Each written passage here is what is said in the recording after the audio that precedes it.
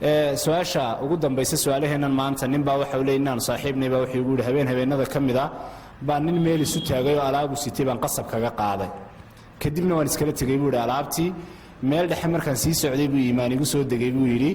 kadibna alaabtii baan isiri war ninkii u celi bad baad gashay laakiin ninkii waan waayey muddana weliba meeshii dhowr habeen oo kala dambaysay baan ku soo noqday markii dambena waxa uu leeyahay ninkii wuxuu igu yidhi waxaan ku talagalay inaan sadaqo ugu bixiyo balse waxaan ogaaday aniga laftigayga inay sadaqadu igu baxayso oo anigii unbaa haddana dib arrinkii isaga qaatay marka ninkan muxuu noqonayaa xukunkiisu buu leeyahay fadiilat asheekh ninkan odayga ah ee sheegay intuu wax dhacay inuu haddana isku sadaqaysanayo waa kaarta cusubtaasine waa burcadnimo macaqiila baynu odhan karnaa arrinta noocaasoo kale ah xalku waxa weeye qofkani inuu raadiyo baadidoon toobadkeenba horta ku waajiba